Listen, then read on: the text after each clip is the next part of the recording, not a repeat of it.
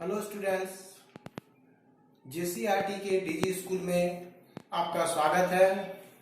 मैं राजीव रंजन आपके विज्ञान के पाठ्य पुस्तक के पाठ जंतुओं में जनन में दिए गए अभ्यास प्रश्नों का हल आपके लिए लेकर आज के इस वीडियो में आया हूं। तो आइए आज हम बारी बारी से वस्तुनिष्ठ प्रश्नों के हल को देखेंगे।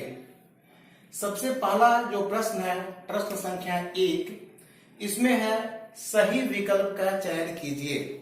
यानी प्रत्येक प्रश्न में 4 विकल्प दिए गए हैं और इन 4 विकल्पों में से जो सबसे ज्यादा सही विकल्प है, हमें उस विकल्प का चयन करना है।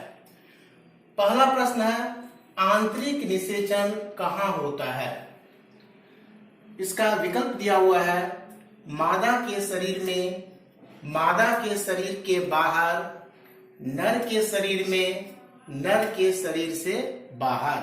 तो इसका सही उत्तर होगा मादा के शरीर में। आंतरिक निषेचन कहाँ होता है? इसका सही उत्तर है क, मादा के शरीर में। अब आगे बढ़ते हैं। प्रश्न संख्या 2, हाइड्रा में जनन की विधि है। इसका विकल्प है क, बहुविभाजन, ख, मुकुलन, ग, खंडन, घ, द्विविभाजन। तो हाइड्रा में जनन की विधि है ख, मुकुलन। हाइड्रा में जनन की विधि है मुकुलन। अब आगे बढ़ते हैं। मादा युग्मक तथा नर युग्मक के संयोजन की विधि क्या कहलाती है? क, युग्मनज, ख, निषेचन, ग, परागन, घ, इनमें से कोई नहीं। इसका सही उत्तर होगा निषेचन। मादा युग्मक तथा नर युग्मक के संयोजन की विधि कहलाती है ख, निषेचन। फिर आगे चलते हैं। एक युग्मनज में पाए जाने वाले केंद्रकों की संख्या क्या होती है? विकल्प क, कोई नहीं, ख, 1, ग, 2, घ, 4। तो बच्चों इसका सही उत्तर होगा ख, 1। एक युग्मनज में पाए जाने वाले केंद्रकों की संख्या होती है ख, 1। फिर आगे, एक टैडपोल जिस प्रकार द्वारा वयस्क मेढक के रूप में विकसित होता है उसे क्या कहा जाता है?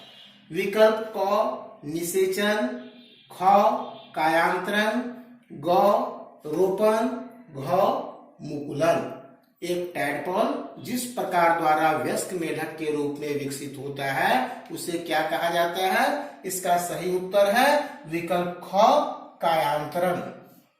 एक टैडपोल जिस प्रकार द्वारा वयस्क मेढक के रूप में विकसित होता है उसे क्या कहा जाता है? तो इसका सही उत्तर है विकल्प ख, कायांतरण। अब आगे है, द्विखंडन द्वारा जनन निम्न में से किसमें होता है? विकल्प क, हाइड्रा में, ख, पैरामीशियम में, ग, अमीबा में, घ, बैक्टीरिया में।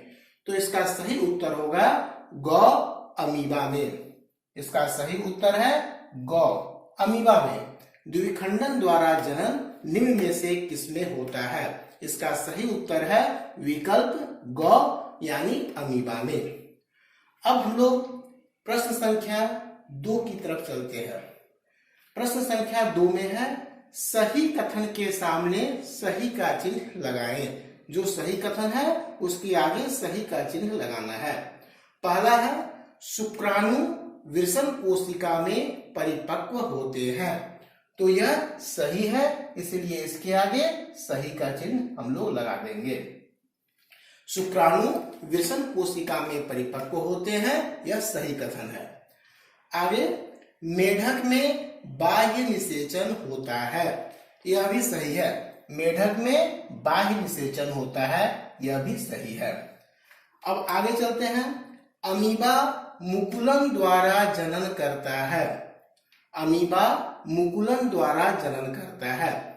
तो बच्चों हमने पाठ में पढ़ा था कि अमीबा में जो जनन की विधि है उसे द्विखंडन कहते हैं, तो यह गलत होगा। मुकुलन हाइड्रा में जनन की विधि होती है, तो अमीबा मुकुलन द्वारा जनन करता है, ये गलत है, इसलिए इसमें गलत का चिन्ह लगाएंगे। अब आगे है निषेचन के परिणाम स्वरूप युग्मनज बनता है। ये सही कथन है, इसलिए इसके आगे हम लोग सही का चिन्ह लगाएंगे। निषेचन के परिणाम स्वरूप युग्मनज बनता है, यह सही कथन है। अब आगे भ्रूण एक एकल कोशिका का बना होता है, यह गलत होगा। भ्रूण एक एकल कोशिका का बना होता है, यह गलत है, इसलिए यहाँ पर गलत का चिन्ह लगाएंगे। अब हम प्रश्न संख्या 3 की ओर चलते हैं। प्रश्न संख्या 3 है रिक्त स्थानों की पूर्ति कीजिए। खाली जगह पर हमें सही उत्तर को भरना है। पहला है जंतुओं के नर युग्मक क्या कहलाते हैं? तो जंतुओं के नर युग्मक शुक्राणु कहलाते हैं। जंतुओं के नर युग्मक को हम शुक्राणु कहते हैं। इसका उत्तर होगा शुक्राणु। जंतुओं के नर युग्मक शुक्राणु कहलाते हैं। अब आगे नर युग्मक तथा मादा युग्मक के संलयन से डैश बनते हैं।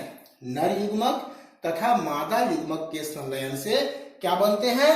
युग्मनज बनते हैं। तो यहाँ पर उत्तर हो जाएगा युग्मनज। यहाँ पर युग्मनज हो जाएगा उत्तर, यानी नर युग्मक तथा मादा युग्मक के संलयन से युग्मनज बनते हैं।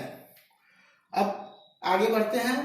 युग्मनज विकसित होकर डैश का निर्माण करता है।